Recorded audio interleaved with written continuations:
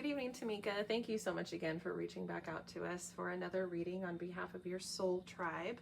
For starters, we're going to perform a general reading for Tonya. And just like yours, we're going to pull 3 cards from the deck and just let it flow to maybe what Tonya can expect for, we'll say 2026. Okay.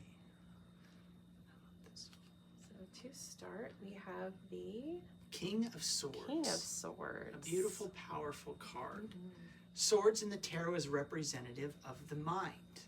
The king, or the masculine figure, is representative of the active principle in life. So this is calling you for the coming year to articulate in wisdom and in strength the inner aspects of your well thought out intentions and desires. So this is not asking for simple rumination or planning or putting together, but rather articulating the thoughts of the mind, bringing those thought forms into actual tangible form, knowing that you have the support of the heavenly cherub, so to speak, or those intuitive powers. So this is thought in proper alignment with the will of the divine.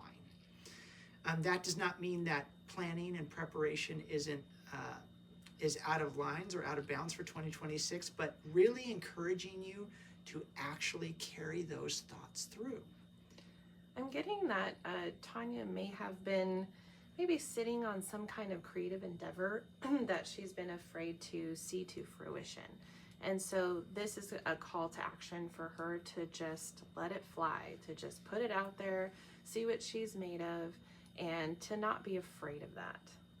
There's another thing to note in here too. Even though the sword is in his hands representative of the mind, he is still in a defensive stance because in his other hand he has a sickle.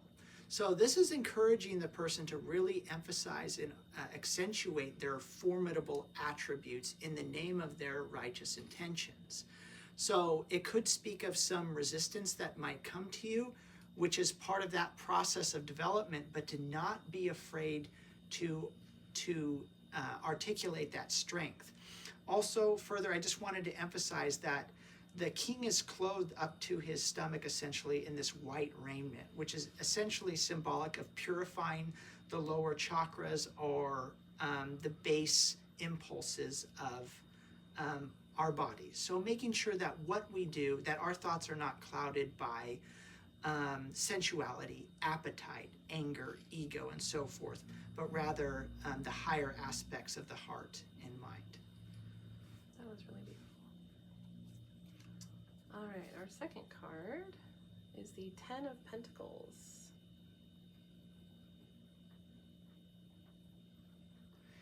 This is prosperity that comes about through familial or even communal sharing and reciprocity.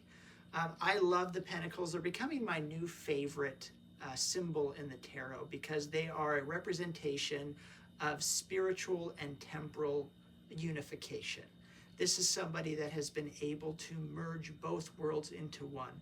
There are many people that are well-heeled in life, and there are equally as many that have an aptitude for spirituality and the divine and the unseen, but to be able to merge those two is a particular and rare skill set. And this is calling forth to you to do that. This is not going to be a year that you would do well to be alone in. This is encouraging you to extend yourself to those familial aspects, and family comes in many forms and tribes in order to bring you this prosperity and success.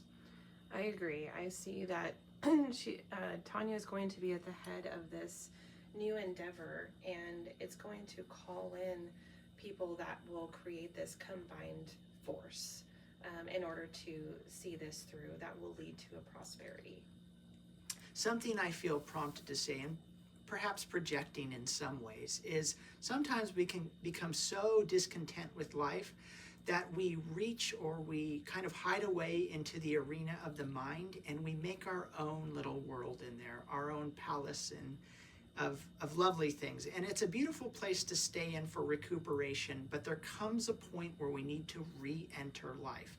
And we need to take all those beautiful thought forms, aspirations, and bring them into the world to try to make the world a better place. So to me, the theme I'm getting thus far is a call to action for you to do that. You are such a type that would be well seen in this world and to act in this world. And our last card, oh, this card before, interesting. This is the Nine of Swords. This is the card of nightmares and despair and erroneous despairs. So you can see here that the sword is symbolic of the mind. So this is encouraging you to stay positive and not let your thoughts get the best of you, because they are illusory. They're not real. They are fictitious, and they, if you give attention to them, they will grow in many forms and leave you with a sense of incapacity, essentially. Do you want to add to that? Yeah, and when it comes to endeavoring on anything new that may have just resided in the mind for a long time, where you've really sat with it and seen it through to the point where it feels like it's tangible, to put it out in the world is still, you're still in that realm of uncertainty, because there's a difference between engaging in that and providing that as a service or whatever it is for the world, and then there's the receptivity. So whatever happens next year, if you feel like you're not being well received, just again, like Cameron said, try not to let your thoughts get the better of you or feel like you're being derailed or that anyone is out to get you, because again, that is an illusion.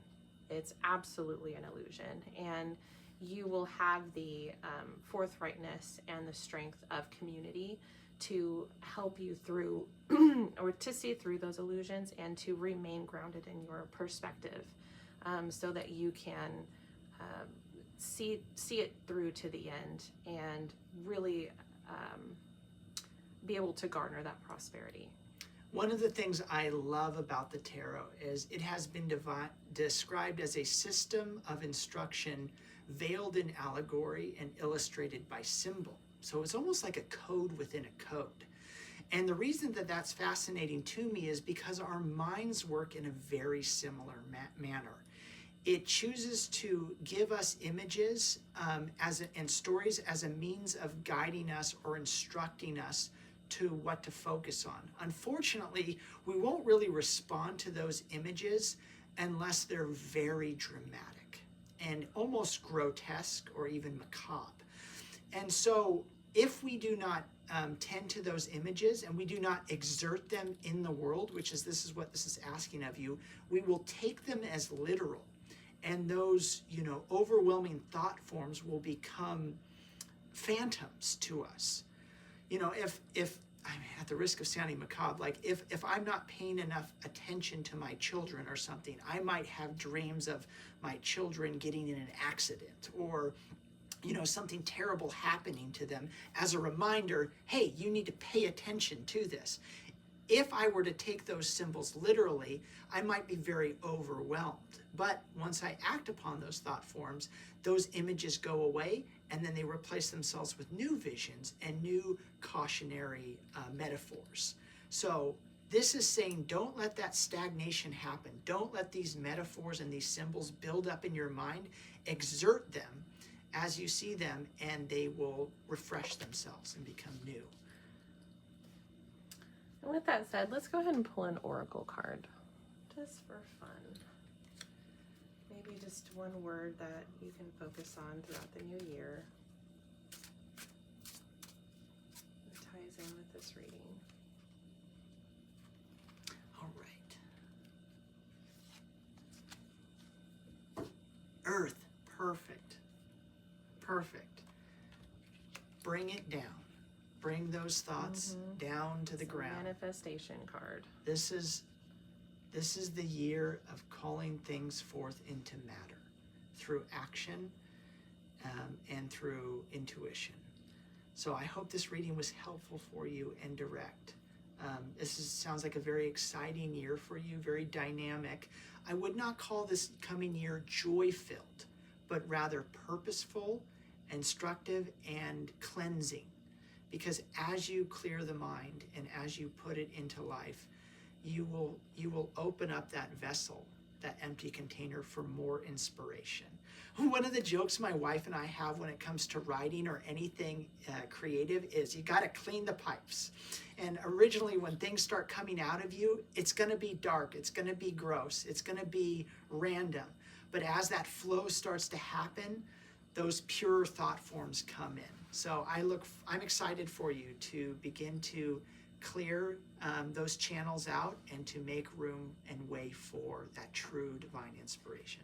And I'm glad you said that too, because rarely does anything in the mind manifest into reality the way that we pictured it. Right. And so, because there's so many variables in, the community, the receptivity, and when we're working with others in general, everyone has their own perspective of how things should be. And so being open to the adapting to those changes, and being open to being spirit-led and filled with new ideas as they come in, new inspirations that will only produce something even better than what you've imagined. That's so beautiful. If I can add one more thing on top of the add one more thing, because that was so good. Do not assume that where your thoughts are leading you.